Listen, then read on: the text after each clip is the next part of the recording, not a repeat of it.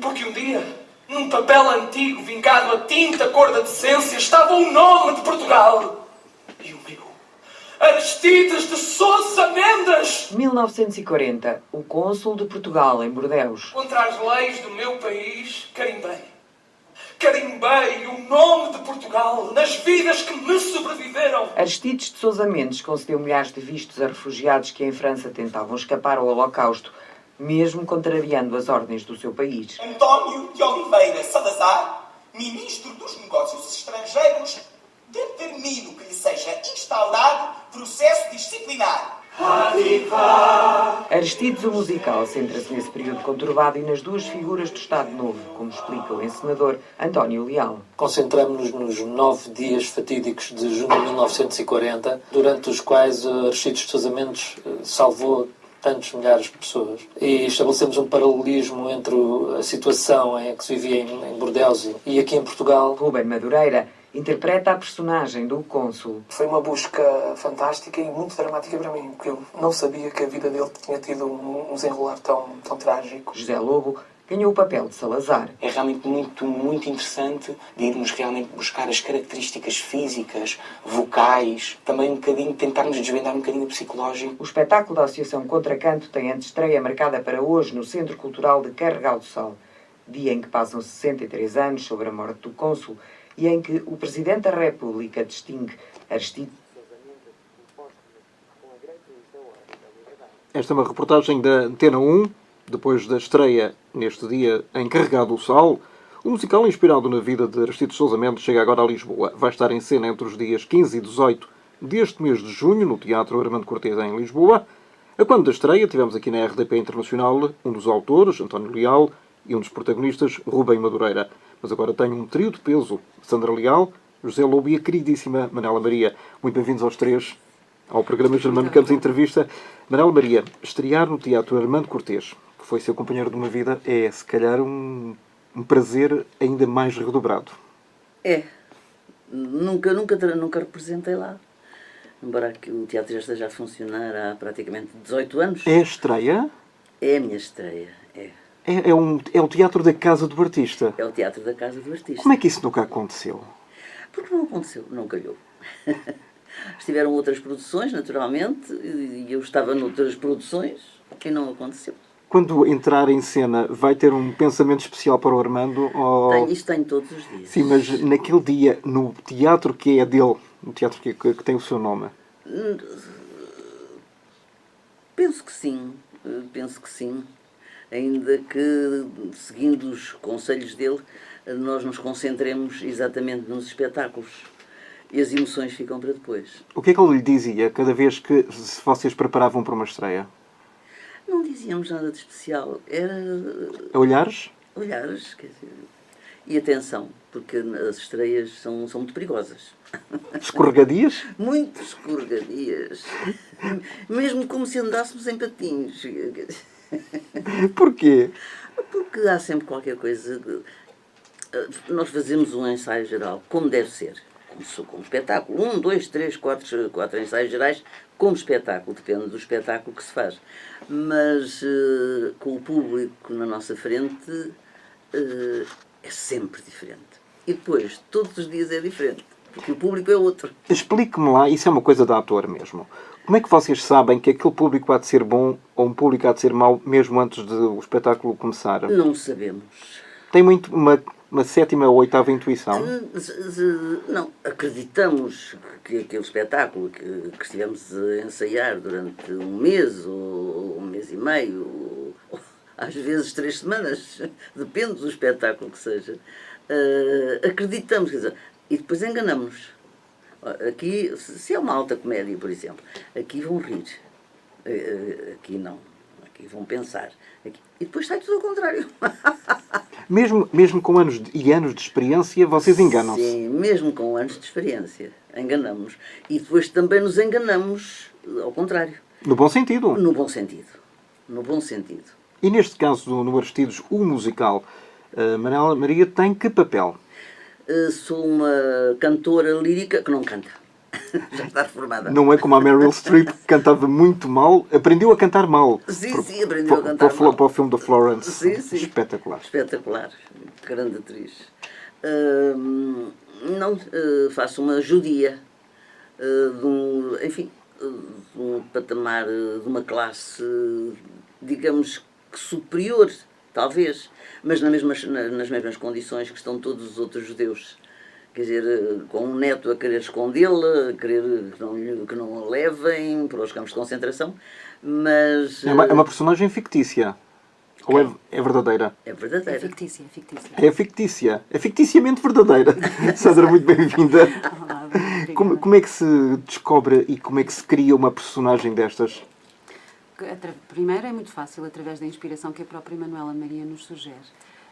E depois porque, no meu caso, eu gostava de ter uma voz de esperança no meio de uma história tão dramática para os refugiados e depois que acabou por ser tão dramática para o próprio Aristides e para a vida e carreira dele. E, portanto, eu gosto sempre de uma tónica positiva e queria muito ter esta voz de esperança que eu acredito que tenha existido em muitos dos refugiados e na sua resiliência. E depois a Manuela é uma inspiração por si só, porque tem uma força de vida extraordinária, tem este sorriso absolutamente arrebatador sempre. E, portanto, colar uma personagem... Depois a Manela paga-lhe o cheque, por favor, está bem? E foi mais fácil escrever pensando na Manuela. Mas o objetivo era esse, era ter uma luz de esperança, ter um sorriso que atravessasse sempre os momentos de preferência, os mais dramáticos do enredo. Agora que nesta altura do nosso tempo europeu, desde há uns 4, 5 anos, os refugiados têm estado sempre na moda de cima, mas pelas piores razões. Exato. Este caso, falando de refugiados de há 60, 70 anos, é uma peça muito atual também. É, sem dúvida nenhuma, e é um dos objetivos desta peça também, é mostrar que a história se repete e que devemos estar alertas para isso e que é um crime esquecer o que foi possível acontecer, incrivelmente, e esquecer que isso aconteceu com ter a memória fraca. É um crime ter a memória fraca. Ou não ter memória, que é muito pior. Que ainda é pior. Ou recusar, inclusivamente, que os eventos tenham ocorrido. E, portanto, a história está sempre a mostrar-nos que volta, que se repete, que é cíclica e que as coisas, por mais inacreditáveis que tenham sido, podem voltar a acontecer. E este espetáculo também tem um bocadinho essa função. De um alerta, Exato. sobretudo. Manuela, já tinha nascido na altura do Aristides de Sousa Mendes? Portanto, Já. Sabia da existência dele? Soube, quando os outros souberam, naturalmente, até 74, não se sabia... Não sabia nada? Não, a não ser as pessoas que viviam no Carregal do Sal, que acompanharam, infelizmente, a vida triste que ele teve depois, desempregado, com aqueles filhos todos, embora já tivesse, que fosse 1940, não é? Já era um homem crescido, já tinha 2 filhos fora de casa, já estavam emancipados, mas de qualquer maneira ficou com muitos filhos pequenos e com uma vida muito difícil, embora ele tivesse possibilidades, não aguentou aquilo até ao fim. O Salazar, de facto, fez-lhe a vida negra. Fez-lhe a vida negra e não se podia falar no Aristides de Sousa Mendes. Durante a vida até 1974 ninguém falou no Aristides de Sousa Mendes. Era tabu mesmo. Era tabu. Como é que a Manuela viveu a Segunda Guerra Mundial? A Segunda Guerra Mundial acabou quando eu tinha, mas acompanhei-a, quando eu tinha 10 anos. Portanto, eu nasci em 35. São memórias que não se perdem. Não se perdem, não. Não se perdem. Eu ouvia todas as noites, porque o meu pai ouvia a BBC, que era o nosso queridíssimo Fernando Peça, e ouvia à meia-noite, ouvia a BBC. E era o que nos transmitia alguma coisa de mais verdadeiro. E, portanto, eu acompanhei assim, muito, muito nova, mas muito curiosa. E depois o que não percebia, havia muita coisa que eu não percebia, perguntava ao meu pai e ele lá me explicava. Dentro da medida das possibilidades. O que é que não percebia? Eu não percebia porque é que as pessoas andavam a matar-se umas às outras. Isso era uma coisa que me fazia imensa confusão. E depois vieram os campos de concentração. Isso já veio depois de acabar a guerra. E aí sim, aí já tinha 12 anos, e acompanhei tudo. E depois acompanhei pessoas que tinham fugido da Polónia, por exemplo. Uma atriz que esteve cá, que não chegou a entrar no campo de concentração porque fugiu no último barco, a Berta Laurent. Berta Laurent, perfeitamente. Perfeitamente. Era polaca. Eu não sabia. Sim. Mas sim. era um nome artístico ou não? Berta Laurent era nome artístico. Sim. Depois fugiu para o Brasil. Ao Brasil e fez grandes sucessos lá. Grande sucesso, e cá também. E a família dela ficou lá. E foi dizimada, Dizimada nos campos de concentração. O que é que a imagem ou o nome de Adolf Hitler lhe dizia? Diziam que era o demónio. Para mim, era o demónio, não é? E depois toda a gente respirou de alívio quando se soube do suicídio dele. Aí foi Mas ver aquela Alemanha completamente destruída... A Alemanha, praticamente... A Europa e o resto do mundo também. E o resto do mundo também. Já agora, em 1945, em maio de 45, quando a guerra terminou, como é que vocês festejaram a família? A família era tudo na rua. Tudo na rua a festejar. Foi realmente uma festa, não tem outra expressão, porque veio tudo espontaneamente para a rua. E foi uma bênção Portugal não ter entrado na guerra? Foi, claro que sim. Mas há quem diga que Portugal não se desenvolveu porque todos os países que entraram, independentemente de terem sofrido depois com os efeitos do conflito... Destruíram a Alemanha. E a Alemanha é a maior potência da Europa. Claro, e continua a ser. Mas também, depois, para a reconstrução, não foi fácil. Claro. Não, e contaram com o apoio dos americanos. E contaram com o apoio dos americanos, inteiramente. Deu alguma explicação ou deu alguma memória à Sandra, que é a autora dos textos? Não tive tempo. Estávamos separadas. Estávamos longe. E como é que foi pôr aqui, nos Estados Unidos ou em outros países, é relativamente comum os heróis locais serem alvo deste tipo de manifestações, os musicais. Transformar o Aristides num musical deve ter sido uma coisa altamente complicada. Linda. Foi complicado. De qualquer maneira, nós achámos, eu e o António Leal, achámos que... Por acaso o marido, não é? Que é marido. Ok. Por acaso foi só por acaso. Não, mas achámos que isso seria verdadeiramente original, porque, felizmente, o Aristides, apesar do semi-anonimato de que tem sido alvo, porque ainda não é... Ainda porque a população geral, em grande parte, ainda não o conhece a fundo ou conhece muito superficialmente ou mesmo não sabe quem é. Nós vimos isso pelo público que acorreu às salas de espetáculo, muita gente não conhecia a história mesmo. Nem se procurou informar antes? Depois disso, então eles iam ver a Manela Maria e o restante elenco. Exatamente. E em alguns casos é público já fidelizado nas produções de Contracampo. E então o que acontece é que havia pessoas de facto que não conheciam a história e que depois disso desenvolveram uma paixão pelo tema. Transformá-lo em musical, para responder à pergunta, eu acho mais difícil, mas também era uma abordagem mais inovadora. Era a abordagem mais inovadora, porque felizmente Aristides tem sido alvo de algumas abordagens artísticas, inclusive. Nomeadamente um filme, uma oratória, peças de teatro, mas musical, que ainda por cima é o ADN artístico mais natural ao António nos últimos anos, não existia e, portanto, o desafio também era esse. Foi complicado, sim, mas a certa altura, depois de engrenar, foi muito natural, porque o próprio Aristides era um ser muito musical. A família toda era muito musical.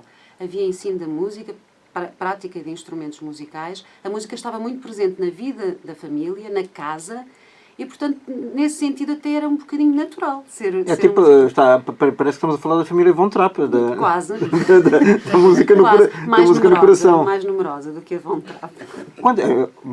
Eles quantos filhos é que eram? 14 do primeiro casamento e mais uma filha do segundo. Portanto, 15 no total. Sim, a música no coração eram para aí 6, não é? É. Eram só menos de metade. Esta era portuguesa. Pois por isso é que tinha que ser mais pequenina. Já me disse que o papel da Manuela Maria é ficcionado. Quando pôr o Salazar a cantar, e já vamos falar com o José Lobo, pôr o Salazar a cantar não deve ter sido fácil também. É preciso... Primeiro, coragem.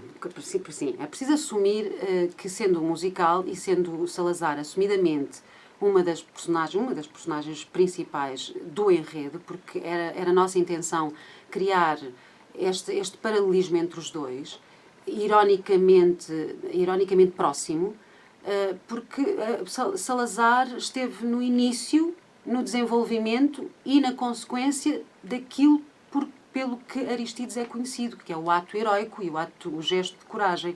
Salazar esteve presente antes do gesto, nas limitações impostas pela Circular 14, durante o gesto, pelo acompanhamento, perseguição e opressão que causou constantemente, para que este ato não se desenvolvesse, não assumisse consequências incontroláveis, e depois, no final do gesto, nas consequências disciplinares e penalizantes que aplicou a Aristides Sousa Mendes. Portanto, era essencial Salazar ser uma das personagens principais. Num musical, uma das personagens principais não cantar é um bocadinho contra a natura.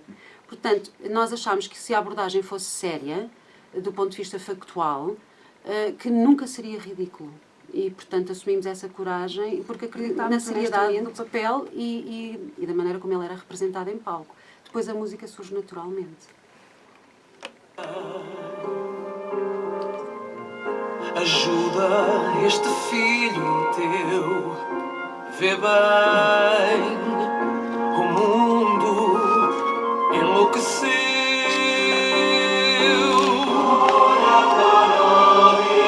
Fé, Maria, devoto e cristão, eu sou. Vê bem o caos que se formou.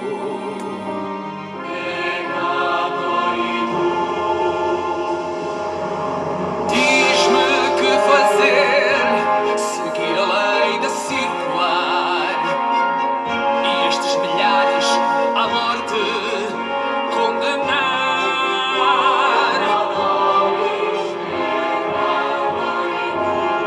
Ave Maria, ajuda este mero mortal a ter a força do bem contra o mal.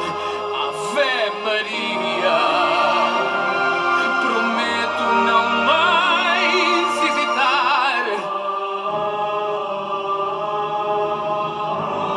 Prometo esta multidão ajudar.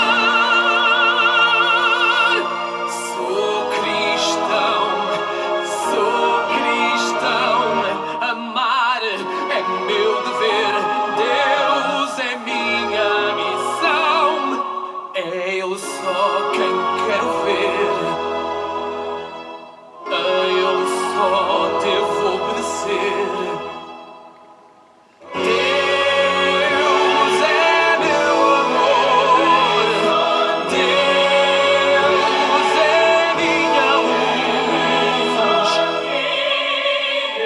só Deus é minha luz.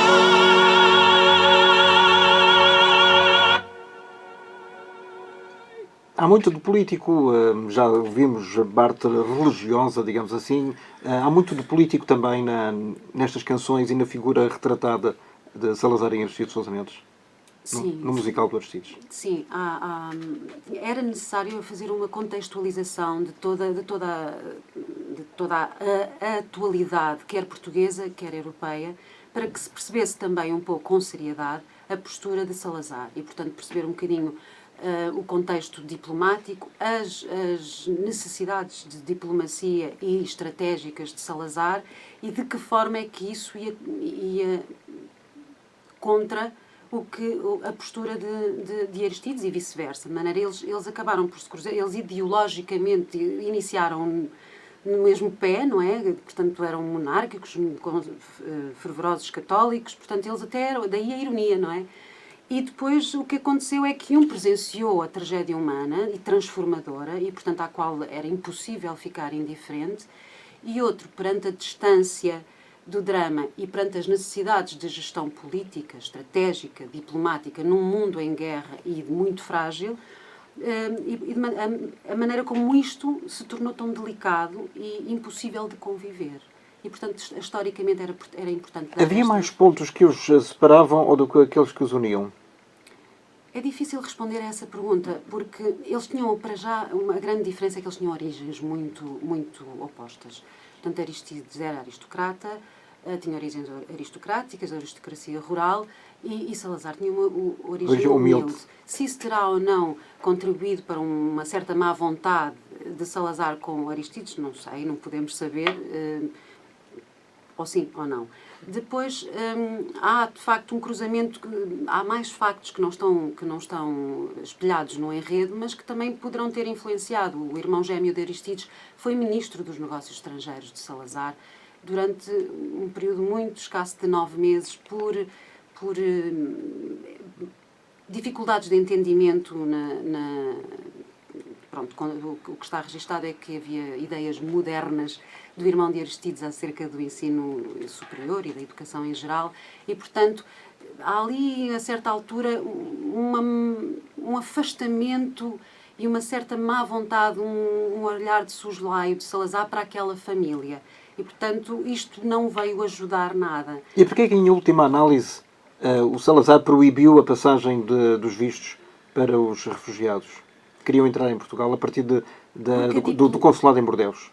Porque era aquilo que ele considerava as pessoas indesejáveis à política, ao frágil equilíbrio. Tínhamos Franco, tínhamos a Guerra Civil Espanhola, que tinha terminado há muito pouco tempo. Sim, eles depois tinham que vir de França e passar por Espanha. E passar por Espanha, que só os deixaria passar se eles tivessem autorização para entrar em Portugal. Havia esta fragilidade, esta política de neutralidade que Salazar conseguiu a muito custo, e muito questionável, obviamente, do ponto de vista humanitário, mas que era difícil de gerir a aliança com a Inglaterra, portanto, não fragilizar a Inglaterra, não melindrar Hitler, que Salazar não tinha interesse nenhum em entrar na guerra porque seria devastador para o país e portanto, não interessava minimamente entrar na guerra, mas também não interessava melindrar Hitler, que facilmente, com piscar de olhos, entrava aqui e tínhamos o Franco, que ideologicamente era simpatizante do regime de Hitler.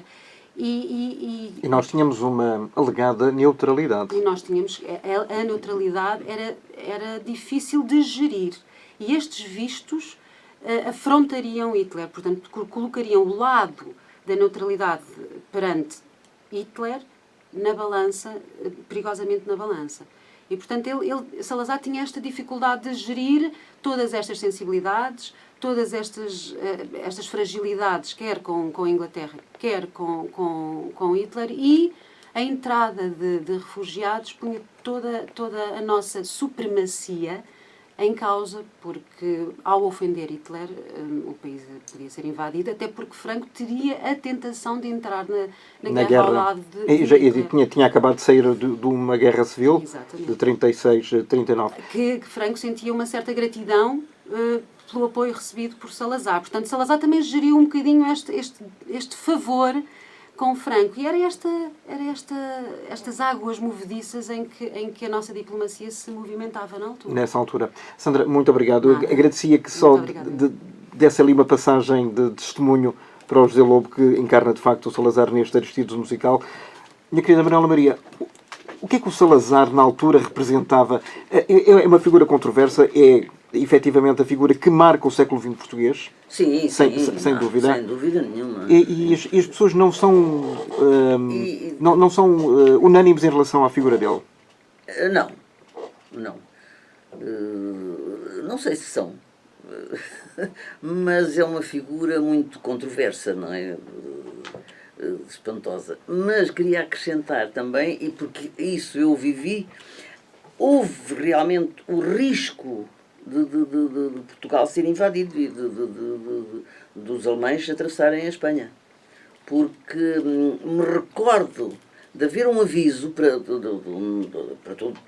o país para calafetarem as janelas todas com flanela preta para não se ver um raio de luz porque estava iminente uma invasão. Mas isso em que ano, em que parte da guerra?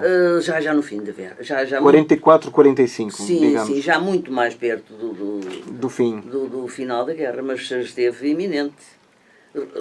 Digo eu que esteve iminente por isto, porque me recordo perfeitamente de ver o meu pai e os meus irmãos a calafetarem as janelas todas com panos pretos. Com panos pretos.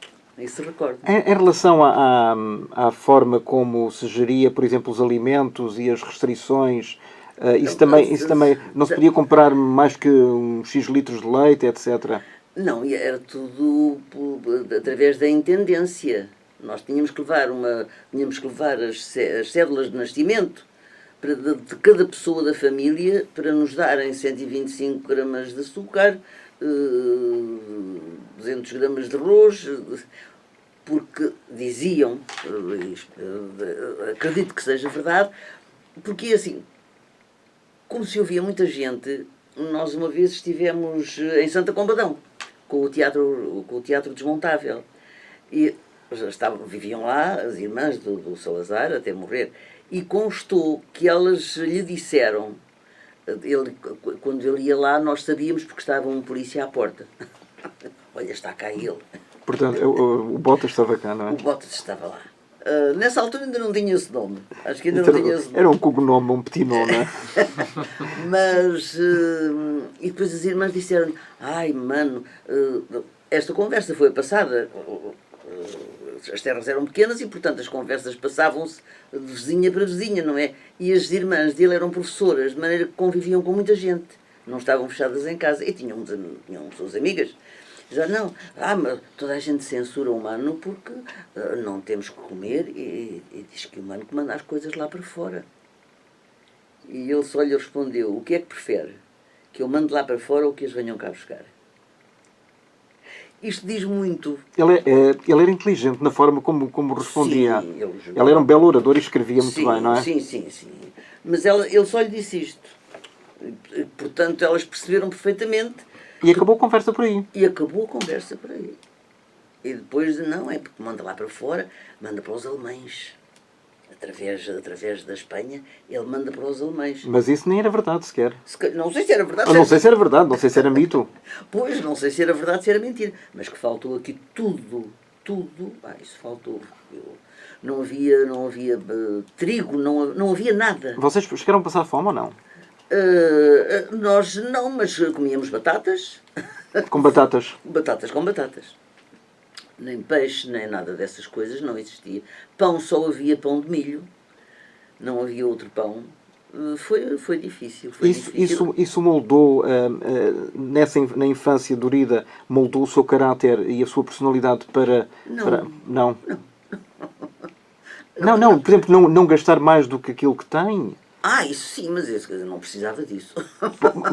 mas para sempre lembrando alguma coisa que... Mas sempre, sim, não me esqueci disto, não me esqueci destas passagens, mas eu encarei sempre, tal como a Sandra disse, eu encaro sempre as coisas, e mesmo muito de miúda, sempre com muito otimismo. As coisas resolvem-se. É sempre a minha... O lema de vida. O meu lema de vida era esse.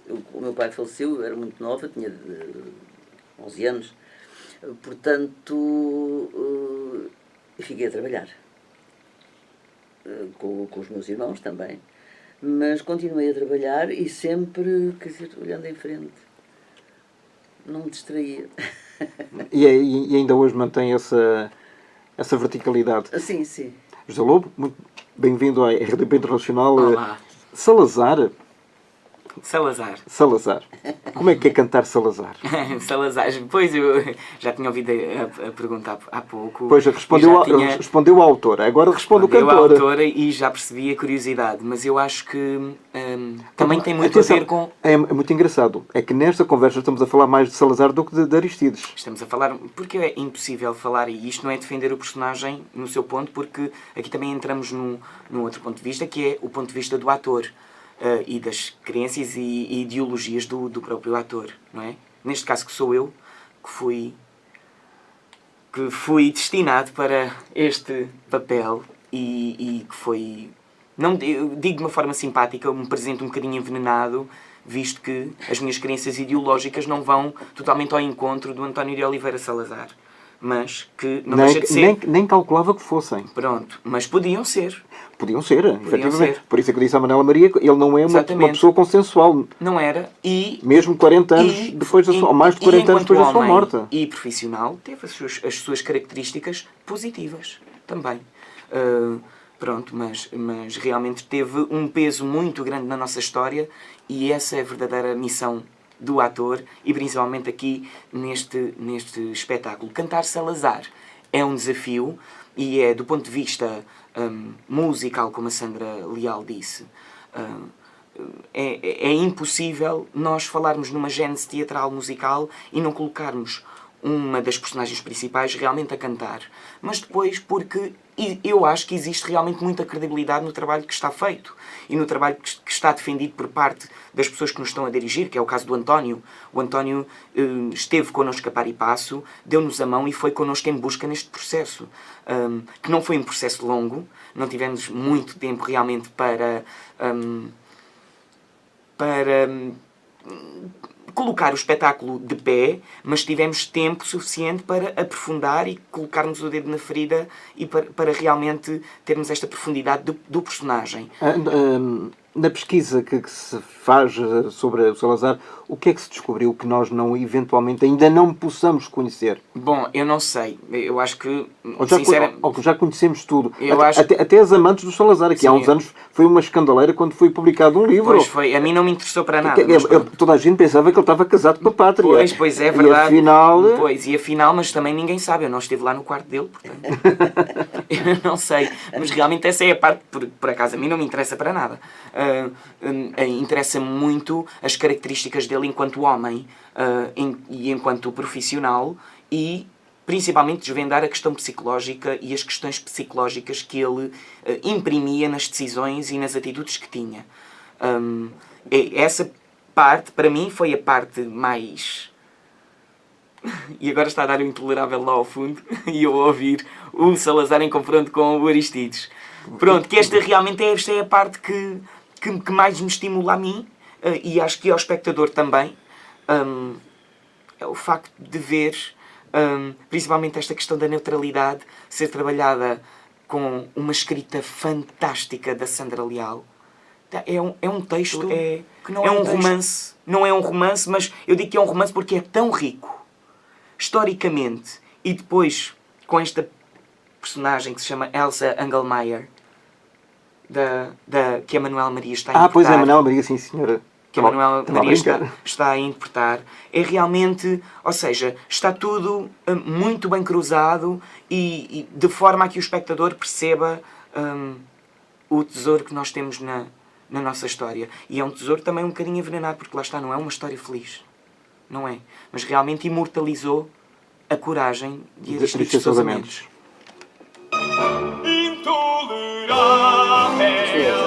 Não posso aceitar. Em ordens simples vem desrespeitar.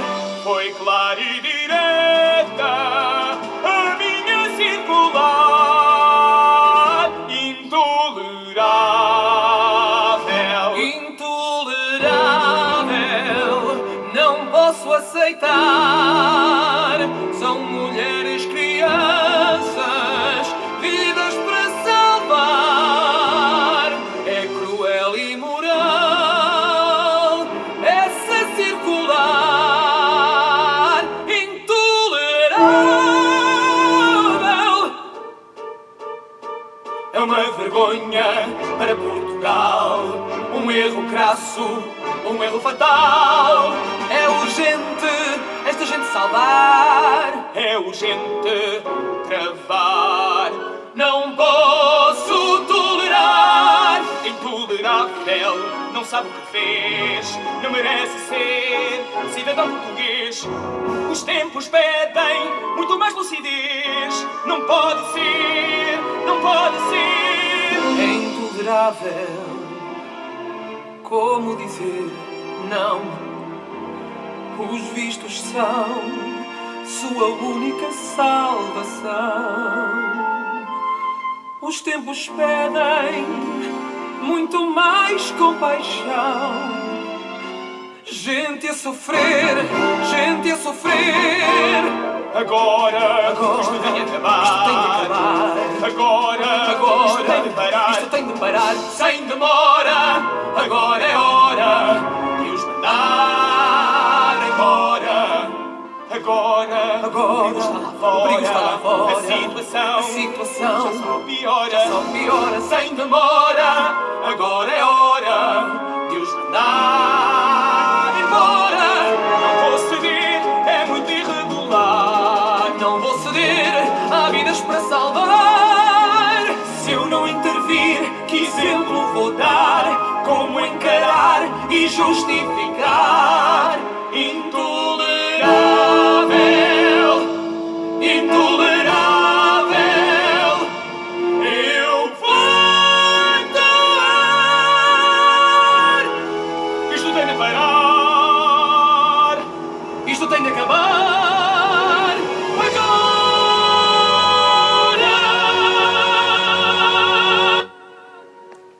Pronto, e agora só faltam as palmas. Bem, eu peço desculpa. Eu fico emocionado, não é? É de... Se ouvir assim... Não. Não, mas é pela criação e pela construção criativa. Está fantástica.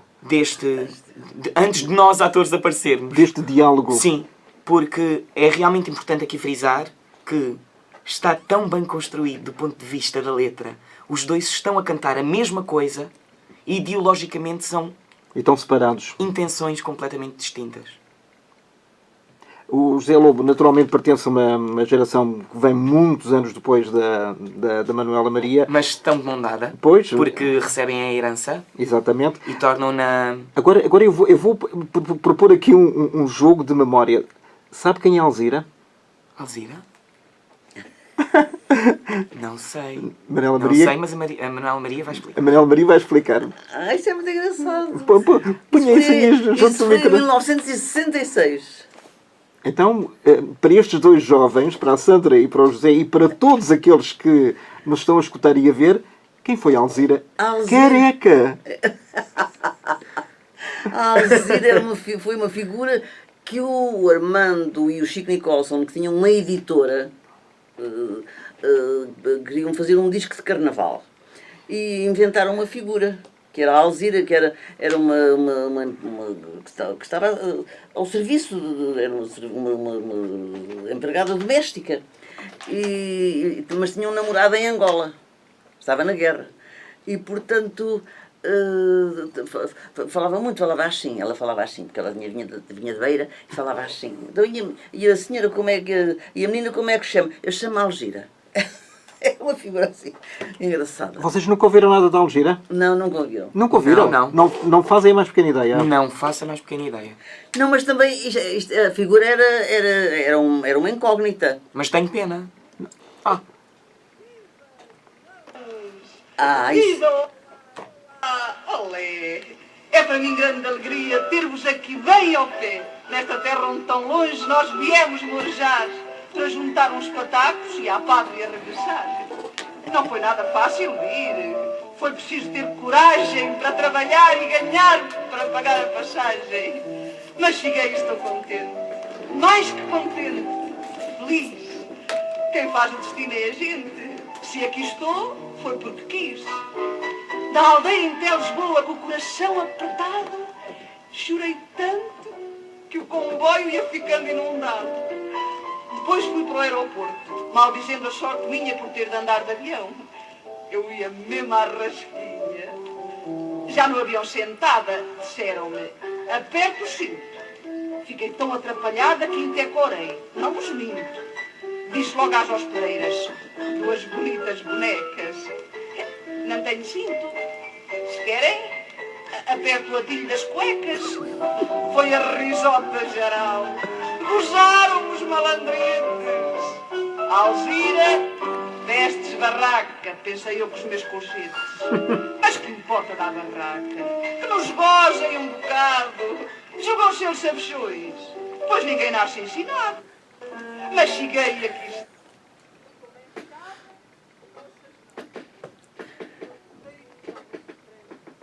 Isto é apenas um excertozinho de uma carta que ela escreveu ao Que namorado. maravilha.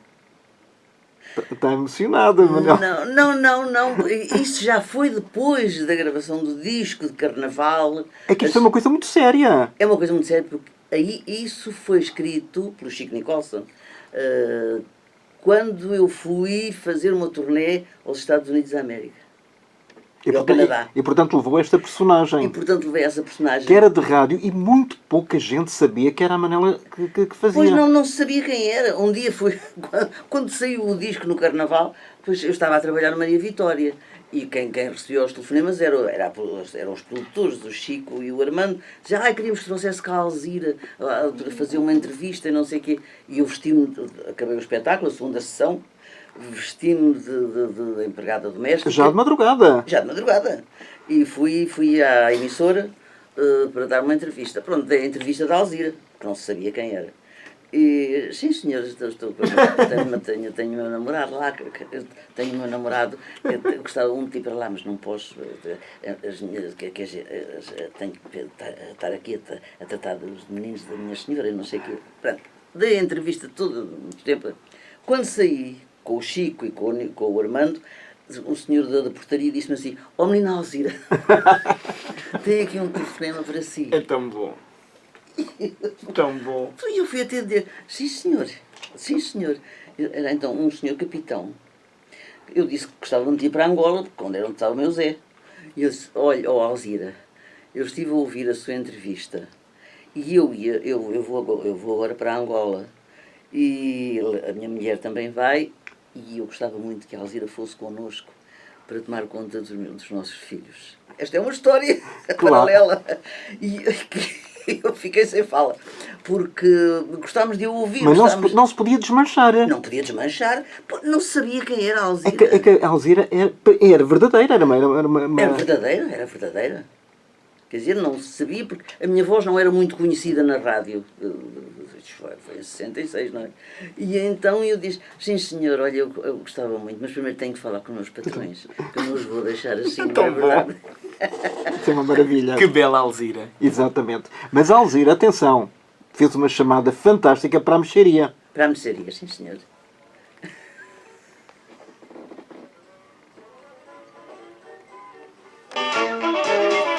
Está lá, é da mercearia.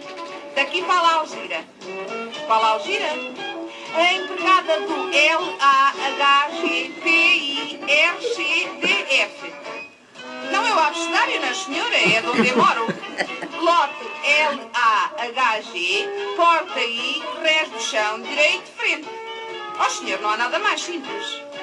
Já sabe quem é a Alzira. Ainda bem. Olha, vocês aí na mercearia têm sopa de letras? E que letras é que têm? Tem o I. É que eu queria fazer uma surpresa ao meu patrão, que é Irnest. Olha, a minha senhora está muito aborrecida, porque as formigas que nos mandaram ontem não traziam açúcar a quase nenhum. Ela diz também que as vossas laranjas são... Ai, como é que ela diz? Impróprias para consumo. Quer dizer, são só próprias para sem sumo. A Maria não tem sumo. Olha, ela passa a vida a dizer que a comida está salgada. Isso deve ser do sal que vocês mandam. Então não podiam arranjar um sal mais insosso? Agora por osso, o presunto era só osso. Vossos vocês não alimentam os báculos, deixam-nos chegar àquele estado de fraqueza, coitados. Azeite hoje não é preciso, porque a madama está com os azeites e a gente aproveita. Mas vocês não me emprestavam um pouco de chouriço só para dar gosto ao caldo verde, que eu depois devolvo? Obrigada. E queria 125 bolachas de água e sal, mas que não fossem muito aguadas. E tem potes para lavar a roupa que lá vem mais preto? Pois, era para lavar as roupas da madama que está de luto. Não tem? Então queria sabão macaco. Mas diga para terem cuidado, porque a última vez o macaco fugiu para cima de uma árvore, foi preciso chamar os bombeiros. E manda uma caixa de fósforos.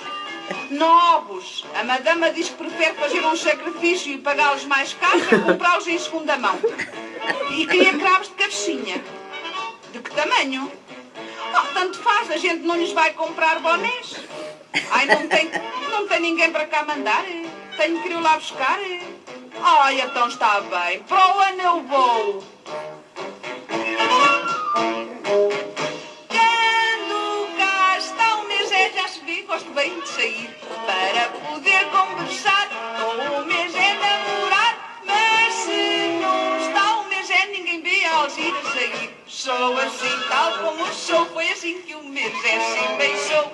Não é por precaução que eu sei me defender e não me põe a mão mais pintado que a parceiro. Na praça ou no lugar, como é giro de ver, há sempre um militar para cada Alzira que vier.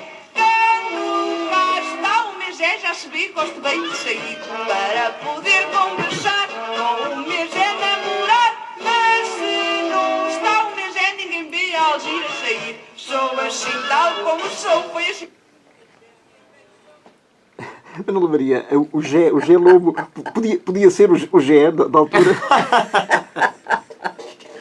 Não me lembrava nada dos versos. Não? Isto já foi há 51 anos? 51 anos. Há quanto tempo é que não ouvia isto? Ai, há muito tempo, com certeza. Nem sei se tenho disco. Tem, porque eu lhe ofereci, fiz-lhe um CDzinho. Já sei. É verdade, fez sim, senhor. Muito obrigado. De nada. Esta Alzira era marota. Ela era muito malandra. Alguma vez esta figura se desmanchou, se desfigurou ou não? Sim, desfigurou-se. Desfigurou-se. Não, apresentou-se. Apresentou-se. Quando fomos à Guiné trabalhar para os soldados. E aí ficaram a saber que era... E aí ficaram porque quer dizer, justificava-se. Ia trabalhar para os soldados. Fui com o Chico Nicholson e com o Armando. Fomos fazer uma turnê à Guiné, muito especialmente para os soldados, porque não podiam ir companhias grandes à Guiné, porque aquilo comercialmente não era rentável. Era rentável. E, então nós fomos lá passar 10 dias e fazíamos 5, 6 espetáculos por dia. Porque íamos aqui e ali a outros sítios, andávamos em tudo que era transporte, picadas, tudo. Para irmos correr as companhias que estavam lá. Foi muito importante. E foi nessa altura que soube quem era a Alzira. E nunca mais vestiu esta personagem? Não, nunca mais. Acabou ali. Acabou ali a carreira da Alzira. Ainda tinha pernas para andar, se calhar, se não soubessem quem era. Sim, mas não. Depois... E soube-se também quando depois eu fui aos Estados Unidos e ao Canadá com um grupo fazer e aí foi porque o Chico escreveu um texto muito bonito e eu disse aquilo a primeira vez e depois disse ao produtor de lá do Canadá, disse, eu não torno a fazer isto, porque choravam, mas eu tenho tantas saudades da minha terra, daquela gente, das árvores, dos carreirinhos. E falavam assim também. Falava assim, a Alzira falava sempre assim. E as pessoas choravam. Se nunca mais faço isto, faz. Olha, Zé Lobo, e nesta peça do Aristides também se chora? Sim. Sim, chora-se. Chora-se se existir essa vontade, obviamente, ou se existir essa emoção. Mas eu acho que há uma coisa que não nos passará ao lado, que é o facto deste homem ter tido uma coragem soberba perante todas as dificuldades que encontrou e perante o ato que teve em Bordeus. E mesmo depois, quando é deportado para Portugal, não é? A coragem dele continuou até ao final da vida dele. E E é isso que emociona. É Coragem. principalmente a que ele teve e que muitos de nós não temos nem para as coisas do dia-a-dia. Este homem teve para enfrentar um país. E um ditador. E um ditador. Um ditador. Começámos por falar em Aristides, passámos por Salazar e acabámos na Alzira Careca. Isto é que foi uma emissão. Manela, adorei. Não posso agradecer, não tenho palavras para agradecer muito ter estado aqui connosco hoje. Um bocadinho. Quando quiser regressa. Vamos aproveitar e também saudar sempre o Chico Nicholson e o Armando Cortês, essa dupla fantástica e muita... Aquelas coisas que se dizem, não é? Antes da estreia. Antes da estreia, que é de 15 a 18 de junho. É pena ser tão pouco tempo. É verdade. Sim, é pena. Devia ser mais. Sim, é pena, principalmente porque nós o vemos como um ato de missão. Queremos chegar ao maior número de pessoas possível e não pelo sucesso do espetáculo em si. O espetáculo está pronto para ser entregue ao público, para ser dado a conhecer ao público. E como aqui se falou há pouco, é uma missão para que não caia no esquecimento. E são apenas 4 dias. São apenas 4 dias. 5 espetáculos. 5 espetáculos. 5 espetáculos. São 4 espetáculos. 4 espetáculos. São 4 espetáculos. 4 espetáculos. São Um por 4 dia. espetáculos. Um por dia. Exatamente. 15, 16, 17 então, e 18 de junho, às 21h30, no Teatro Armando Cortês, na Casa do Artista. Em Lisboa. Em Lisboa. Muito obrigado e até à próxima. Até à Muito próxima. obrigado. Muito obrigada. Que surpresa, hein? Bem, que surpresa! Oh, Manuela! Por esta não esperava. Nem eu! Mas